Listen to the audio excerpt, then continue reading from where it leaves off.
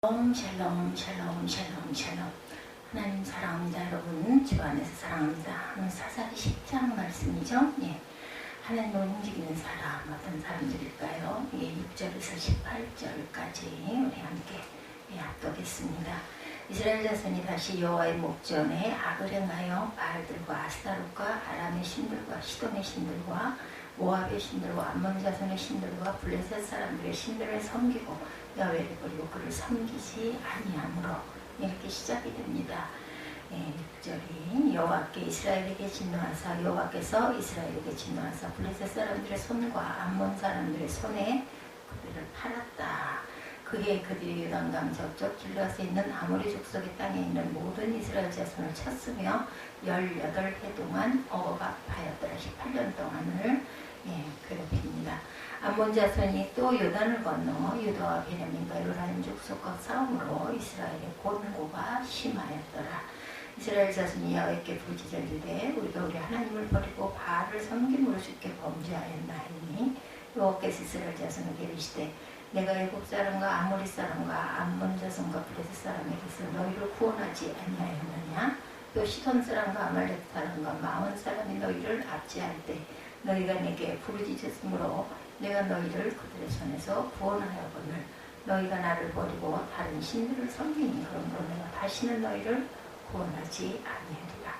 가서 너희가 택한 신들에게 부르짖어 너희의 환난 때 그들이 너희를 구원하게 하라 하신지라. 이스라엘 자손이 야훼께 여쭈되 우리가 범죄하였으니 주께서 보시기에 좋을 대로 우리에게 행하시려니와 오직 주께 보아옵노니 오늘 우리를 건져내옵소서 하고 자기 가운데 이방 신들을 제하여 버리고 야훼를 섬기매 여호와께서 이스라엘 공고로 말미암아 마음에 근심하신다. 그때 암몬 자손이 모여 길앗에 진을 쳤으므로 이스라엘 자손도 모여서 미스바에 진을 치고 길앗 백성과 방백들이 서로 이르되 누가 먼저 나가서 암몬 자손과 싸움을 시작하랴 그가 길앗 모든 주민의 머리가 되리라 하리냐. 이렇게 다시 또 범죄함으로 사사기 10장 1절에서 5절은 아말렉의 뒤를 이어 이사갈 사람 도도의 손자 부하의 아들 돌라가 일어나서 이스라엘을 구원하니라. 그가 에브라임 산지 3일에 거주하면서 이스라엘 사사가 된 지 23년 만에 죽음에 3일에 장사되었더라. 이렇게 해서 도도와 그 다음에 야일 3절에는 그 후에 길앗 사람 야일이 일어나 22년 동안 이스라엘 사사가 되니라. 그에게 아들 30명이 있어 어린 나비 30을 탔고 성읍 30을 가졌는데 그 성읍들은 길앗 땅에 있고 오늘날까지 하봇 야일이라 그러더라. 야일이 죽음에 가몬에 장사되었더라. 하봇 야일이라는 뜻은 야일의 동네 이런 그 뜻을 갖고 있다고 하죠. 그래서 돌라와 야일이 지나갑니다. 10장에 두 사람의 사사가 일어났다 돌아가죠. 그리고 나서 이제 사사 있다가 쓰는 그런 내용 10장 내용입니다. 도도와 야일과 있다. 하나님을 움직인다라는 것 아르키메데에 대한 포인트 즉 아르키메데스의 그 점이라는 것이 있다고 합니다. 이것은 고대 그리스의 철학자 아르키메데스가 자신이 지구를 움직일 수 있는데 단 지구 밖에 있는 지구와 다른 한 점을 주면 지렛대를 이용해 지구를 움직일 수 있다고 말한 데서 나온 것이라고 해요. 자신이 지구를 움직일 수 있는데 지구 밖에 지구가 아닌 다른 한 점을 주면 지렛대를 이용해 지구를 움직일 수가 있다라고 주장했다고 그래요. 이 이론은 천문학과 물리학을 비롯한 자연과학과 철학을 비롯한 인문학적으로 아주 중요한 것인데 과학적 법칙이나 인문학적 이론의 공통분모가 되는 전제나 이론을 아르키메데미안 포인트라고 부르기 때문이라고 합니다. 우리가 이 말로 설교를 시작하는 이유는 천문학이나 물리학이나 철학을 이야기하기 위해서가 당연히 아닙니다. 과학이나 우주과학을 꿈도 꾸지 못하던 시대에 감히 지구를 움직이보겠다고 나선 한 철학자처럼 사람의 하나님을 움직일 수 있는가라는 질문 또한 그와 다르지 않기 때문이죠. 사람이 하나님을 움직일 수 있을까요? 여러분들 신학적으로도 하나님의 존재론적으로 말하면 불가능한 일입니다.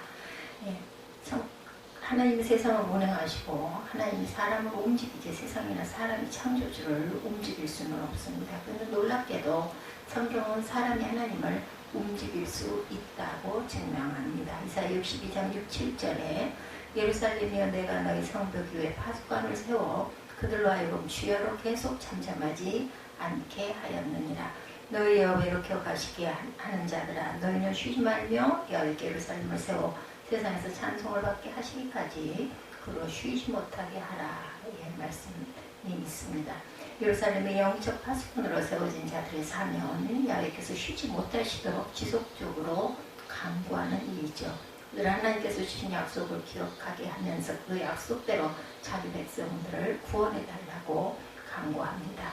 파수꾼들은 하나님께서 기도에 응답하시고 예루살렘을 다시 세우기까지 그리하여 온 세상 모든 사람들로부터 칭송을 받으시기까지 하나님이 쉬지 못하시도록 자신들이 먼저 쉬지 않는 직책을 부여받은 사람들이라는 것이죠.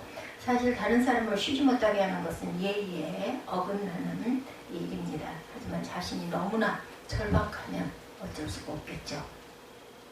예수님도 불의한 재판관의 비유를 드시면서 과거의 간절한 기도를 칭찬하셨습니다. 야곱도 하나님과 싸워 이겼다는 말을 들을 정도로 죽도록 매달렸습니다. 이런 성경 본문들과 그 예들들 때문에 기도의 사람이라 불리는 바운즈는 기도는 하나님을 일하시게 만든다. 하나님은 우리가 기도하는 대로 역사하실 것을 작정하셨기 때문이다. 이렇게 고백합니다. 결국 사람이 특히 성도 하나님을 움직일 수 있다라는 말인데 오늘 본문에도 하나님을 움직인 이야기가 나옵니다. 오늘 본문을 아는 것은 저 여러분에게 아주 중요합니다. 우리에게도 하나님을 움직일 일들이 기도 제목이 많기 때문이죠. 그렇다면 오늘 본문의 사람들이 어떻게 하나님을 움직였을까? 하나님을 움직이지 않게 하다. 기도원 미디안 정책 후 약 90년 가까운 세월이 흘렀어요. 이제 기도원 이후 그의 아들 아비멜렉이 스스로 왕이 되었다가 비극적으로 죽은 일이 있었고 그 후 이사갈 사람 돌라가 사사가 되어 23년 제가 아까 말씀드렸죠. 이스라엘을 다스렸고 이어서 길르앗 사람 야일이 사사가 되어 22년 동안 그러니까 45년이죠. 이스라엘을 다스렸습니다. 그렇게 90년이 흐르는 동안 이스라엘 내부적으로 이리저리 일들이 있었어도 외부적으로 그 어떤 적들로부터의 공격이나 강탈과 수치를 당하는 일은 없었습니다. 그러던 중 이스라엘 자손이 다시 야훼의 목전에서 악을 행했다. 오늘 보면 시작이죠. 6절 사사기가 말하는 여호와의 목전에서 행한 악은 우상숭배. 항상 반복이죠. 바알들과라는 말은 가나안 지역의 민족과 지역에 따라 변형된 다양한 모습의 바알 숭배가 있었는데 그것이 이스라엘에도 있었다라는 뜻입니다. 또 아스타롯을 바알의 부인으로 여겨진 여신으로서 아스타롯은 바알의 부인으로 여겨진 여신으로서 당시 가나안 사람들은 풍요의 신, 사랑의 신, 전쟁의 신으로 여겨받들었는데 이스라엘은 이 여신까지 수입해서 섬겼어요. 또 그들이 아람의 신들을 섬겼는데 아람의 신들은 바알의 다른 이름인 하닷과 태양 여신인 아린나 그리고 못과 람몬 등의 신이었다고 합니다. 그들은 또한 시돈의 신들도 섬겼습니다. 시돈은 지중해 연안의 항구 도시로 아스다롯과 예시문 등을 섬겼다고 하죠. 아스다롯은 바알의 부인신 아세라로서 당시 중동 지역에 가장 널리 퍼져 있던 신 가운데 하나입니다. 또한 그들은 모압의 신들도 섬겼는데 모압의 신은 전쟁의 신인 그모스, 민수기 21장 29절, 열왕기상 11장 7절, 에레미야 48장 7절에 증거합니다. 그러한 신이 있었다고 그러죠. 그리고 암몬 자손들의 신도 섬깁니다. 그 주신인 몰록, 밀곰이죠. 밀곰, 밀곰, 말감. 이 몰록 신은 그모스의 또 다른 변형이라고 하죠. 문제는 몰록과 그모스를 숭배하는 방법이 아주 특이했다고 합니다. 그들은 자신의 아들을 제물로 바쳐 태워 죽이는 끔찍한 인신 제사를 드립니다. 따라서 이스라엘이 몰록과 그모스를 섬겼다는 것은 자신의 자녀들을 제물로 바치는 일을 행하고 있었다라는 말이죠. 또한 이스라엘은 블레셋 사람들의 신들도 섬겼는데 그 중에 다곤이 대표적입니다. 다곤은 물고기와 사람을 합친 인어 형상의 우상입니다. 이 신은 생선과 번영의 신으로 이 해안가의 신의 다곤이 내륙 지방으로 수입되면서 곡식에 풍요를 주는 신으로 변형이 됩니다. 이스라엘 백성들이 가나안 지역의 대표적인 우상인 바알과 아세라를 비롯하여 최소 5개 민족의 신들을 몽땅 수입해서 섬깁니다. 가나안 지역의 민족과 부족들이 어떤 신들을 섬기는지를 보려면 다른 데 갈 필요가 없이 이스라엘로 가면 그 모든 것을 다 볼 수 있다고 그러죠. 그 결과 야훼께서 이스라엘에게 진노하십니다. 하나님은 당신을 버리고 섬기지 아니하며 신의 이를 수도 없는 우상 숭배에 너무나 깊이 빠져있는 이스라엘에게 진노하셔서 이번에는 블레셋 사람과 암몬 사람들에게 고통을 당하게 하죠. 그런데 지금까지 이스라엘을 괴롭힌 무리들은 주로 이스라엘 내부에 남아있거나 아니면 요단강 동쪽과 그 아랫지역의 사람들입니다. 이번에 이스라엘을 공격하여 정복한 무리들은 이스라엘의 서남쪽, 남쪽 애굽 쪽으로 가다 보면 그 오른쪽 지중해 연안에 있던 블레셋 족속, 정반대로 요단강 동쪽에 거주하던 암몬 사람들이었다. 블레셋과 암몬 사람들입니다. 예. 지도에서 보면 우리가 알 수 있는 것처럼 두 민족은 너무 서로 멀리 떨어져 있어서 거의 만날 일조차 없는 사람들인데, 거기다 블레셋 사람들은 그리스에서 바다를 건너온 사람들이고 암몬 사람들은 거슬러 올라가면 이스라엘과 혈연 관계가 있는 사람들입니다. 즉 블레셋과 암몬은 혈연적인 연관성이나 지연적인 연관성이 전혀 없는 민족들이라는 것이죠. 그런데 이 두 민족이 결탁하여 이스라엘을 괴롭혔다는 것은 우리가 생각해 볼 때 이들의 공격 루트를 생각해 보면 블레셋과 암몬이 요단강 저쪽 길르앗에 있는 모든 이스라엘 자손을 18년 동안 억압했다는 이 말의 뜻은, 8절에 있는 말의 뜻은 무엇일까? 우리가 한번 생각해 봅니다. 지금 지도에 있는 것처럼 예루살렘의 한참 아래 지중해 쪽에 있던 블레셋이 길르앗으로 올라가서 암몬과 합류하면서 그들은 이스라엘의 허리를 가로질러야 하고 요단강을 건너야 했습니다. 즉 이스라엘의 중심부를 휩쓸고 지나가야 했다는 것인데 정복자들이 그냥 지나갔을 리가 없겠죠. 결국 그 말은 블레셋과 암몬이 거주하면서 괴롭힌 요단강 동쪽 지역만 아니라 서쪽 지역까지 짓밟혔다는 뜻입니다. 9절에 암몬 자손이 요단을 건너 유다와 베냐민과 에브라임 족속과 싸움으로 이스라엘의 공고가 심하였더라. 요단강을 중심으로 동쪽과 서쪽 모두 다 블레셋과 암몬 자손들에게 짓밟혀 전체 이스라엘의 공고가 크게 달았다. 이렇게 증거하죠. 여기서 공고란 포도를 으깨어 즙을 쥐어 짜듯 하는 것을 뜻합니다. 그들이 그렇게 잔혹하게 이스라엘을 괴롭혔어요. 이처럼 블레셋과 암몬이 이스라엘을 18년 동안 괴롭힌 이유는 이스라엘이 주변 민족의 우상이라는 우상을 모조리 수입하여 섬김으로 우상 숭배에 빠져 허우적거릴 때 평상시 같으면 대적도 안 되고 서로 연결점이라고 하나도 없는 사람들까지 이스라엘의 대적이 되어 괴롭힌다는 것을 보여줍니다. 이것은 사사기가 계속적으로 언급하는 것 중에 하나입니다. 하나님의 백성이 하나님과 말씀과 예배와 신앙의 경도로부터 떠나서 평상시 같으면 전혀 문제가 되지 않는 일이나 그런 사람, 혹은 심지어 30년이나 지난 과거 일까지 가시가 되고 올무가 되어 괴롭힌다는 것을 계속적으로 말하고 있습니다. 블레셋과 암몬이 연합하여 이스라엘을 괴롭힌 일도 그와 다르지 않다라는 말인데, 무엇보다 중요한 것은 이스라엘의 고통을 당한 18년은 하나님께서 동작 그만하셔서 침묵하고 계신다는 뜻입니다. 그 이유는 이스라엘이 하나님을 버리고 우상에 빠졌기 때문이다.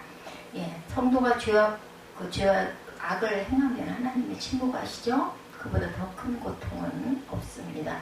그것을 보여주는 이스라엘의 고통의 세월을 보면서 이스라엘을 침묵하게 만들지 않기를 소원하는 저와 여러분이 되시기 바랍니다. 하나님으로 움직이시죠.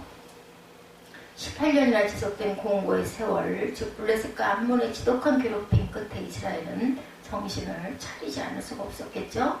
근데 이번에 보이는 이스라엘 백성들의 모습은 양상이 조금 다릅니다. 10절에 보면 이스라엘 자손이 야훼께 부르시되 이르되 우리가 하나님을 버리고 바알을 섬기므로 주께 범죄하였나이다. 이전까지는 고통이 너무나 심한 나머지 야훼께 부르짖는 것이 거의 전부였는데 이번에는 자신들의 구체적인 죄까지 언급하면서 하나님께 부르짖어 구한다는 점이 다릅니다. 그래서 하나님은 당신께서 애굽 아모리 암몬 블레셋 사람에게서 이스라엘을 구하셨고 시돈 아말렉 마온 사람들이 압제할 때 그 조선에서도 이스라엘을 구해내셨는데 어떻게 그런 하나님을 버리고 패자들의 신 헛된 우상을 섬길 수 있단 말이냐라고 물으시죠. 11절에서 13절에 그러므로 내가 다시는 너희를 구원하지 아니하리라고 딱 잘라 거절하시는 말씀을 합니다. 그러나 이 말씀은 액면 그대로 이스라엘을 구하지 않겠다는 말씀이 아니고 이스라엘의 우상 숭배가 얼마나 극심했었는지를 그들로 알게 하시려는 엄포의 말씀이죠. 우리가 부모님이 자녀들에게 이제 나는 신은 너 상관 안 할 거야. 너 네 하고 싶은 대로 해. 이런 뜻을 갖고 있습니다. 이 말씀의 액면, 그런 그 으름장, 즉 하나님 죄송합니다. 저희가 잘못했어요 라고 하면 그래 알았어라고 간단하게 끝낼 정도가 아니었다라는 거죠. 그들의 죄는 그 정도가 너무 지나쳐서 쉽게 돌이킬 수 없을 정도였습니다. 이제 이스라엘은 다시 한 번 더 회개하면서 하나님께 부르짖습니다. 우리가 범죄하였사오니 주께서 보시기에 좋을 대로 우리에게 행하시려니와 오직 주께 구하옵나니 오늘 우리를 건져내옵소서. 15절에 이렇게 고여가죠. 이것은 이스라엘 백성들이 진심으로 죄악을 회개한다라는 뜻과 하나님의 뜻을 자신들로부터 바꿀 수 없다는 것을 인정하는 의미입니다. 이 부분에 정말 자신들과 자신들의 죄에 대한 분명한 깨달음, 하나님의 주권에 대한 인정과 순복이 우리가 볼 때 그랬었구나 이런 마음이 듭니다. 죄를 죄로 인정하지 않는다든지 하나님의 입장은 전혀 생각하지 않고 자기 입장만 내세우고 부득부득 고집만 부린다든지 순간의 어려움과 위기만 모면하고자 하는 약삭빠른 모습이 이제는 없어요. 너무나 할 말이 없이 죄를 많이 지었기 때문에 우리는 자신이 어떤 존재인지 인정하지 않을 때가 많습니다. 자신이 저지른 죄가 얼마나 크고 얼마나 절망적인지도 느끼지 못할 때도 많습니다. 그리고 내가 바꿀 수 있는 것은 없고 전적으로 하나님의 주권에 달려 있다는 것도 인정하지 않고 하나님께 달라고 고집을 부릴 때도 많습니다. 근데 본문화 이스라엘은 본문에서는 좀 다르죠. 그들은 자신의 죄인 것과 자신들의 범한 죄가 정말 크다는 것과 자신들이 현재 당하고 있는 징벌을 하나님이 거두시던 그대로 두든 전적으로 주님의 권한에 속한 것임을 이제 인정합니다. 우리의 신앙과 인격이 성숙해져서 주님처럼 되지는 못할지라도 본문의 이스라엘만큼이라도 된다면 얼마나 감사한 일일까 생각해 봅니다. 자신을 똑바로 알고 자신이 지은 죄를 정직하게 인정하며 용서받는 것과 벌을 면하는 것이 오직 하나님의 주권에 속한 것임을 인정하는 데만 이르러도 대단하다는 거죠. 이스라엘이 어떻게 이런 단계에 이르렀는지 알 수 없지만 한 가지 짐작할 수 있는 것은 고난과 역경이 그들을 그렇게 만들었다 죽은 것 같은 거죠. 그동안 정말 아프고 괴로운 겁니다. 그러나 그 고통이 우리로 정신을 차려 자신과 자신의 삶을 살피게 하고 철저히 하나님을 인정하게 만든다는 점에서 가치가 있습니다. 시편 119편이 말씀하죠. 고난당하는 것이 내게 유익이라. 이런 말미암아 내가 주의 윤례를 배우게 되었느니라. 119편 71절 말씀이죠. 이 말씀처럼 저와 여러분에게도 고난이 유익이 되시기를 바랍니다. 죽도록 힘든 시련과 역경을 당하고도 아무런 신앙의 유익을 얻지 못하는 것만큼 허망한 경우도 없을 것입니다. 시련이 저와 여러분의 신앙과 인격과 삶의 양약이 되게 하십시오. 그런데 여러분, 이스라엘 백성들은 이 정도만 한 것이 아니죠. 16절에 보면 자기 가운데서 이방신을 제하여 버리고 라고 말합니다. 참된 회개, 진정한 회개는 죄에서 떠나는 것입니다.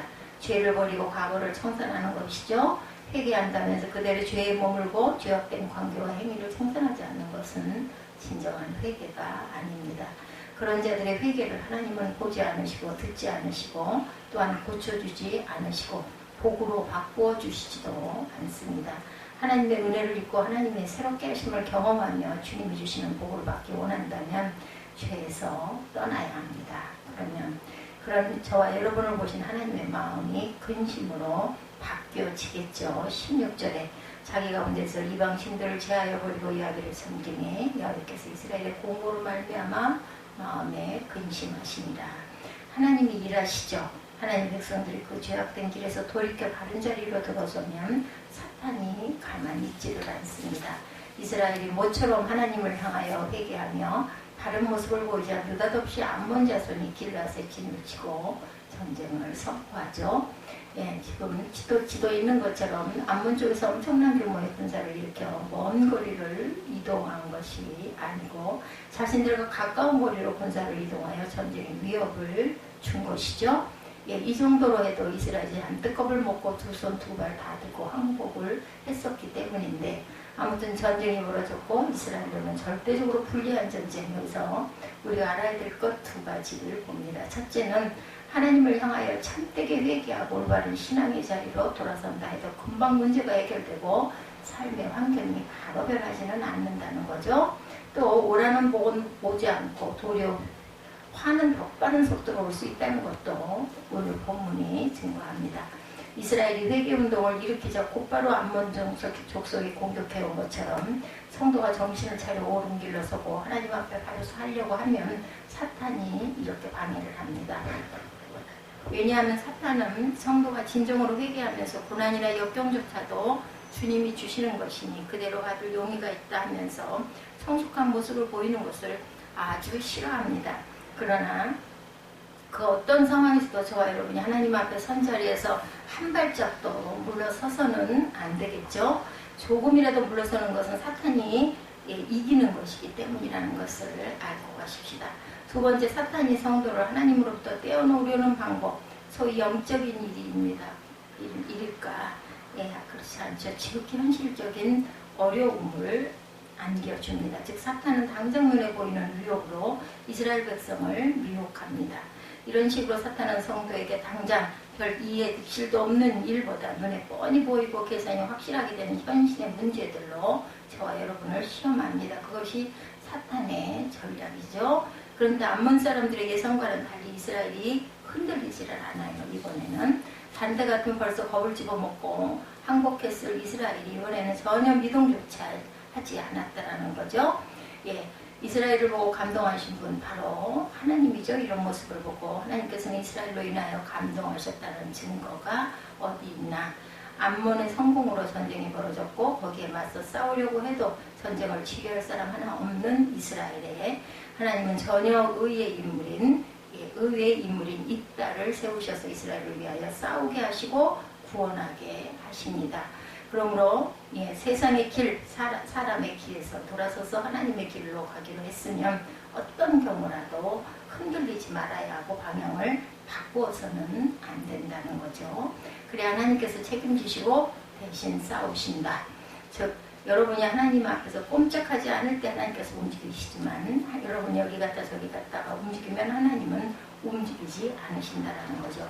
하나님만 바라보는 눈을 세상이나 사람이나 일이나 돈이나 건강이나 어떤 것에도 빼앗기지 마시기 바랍니다.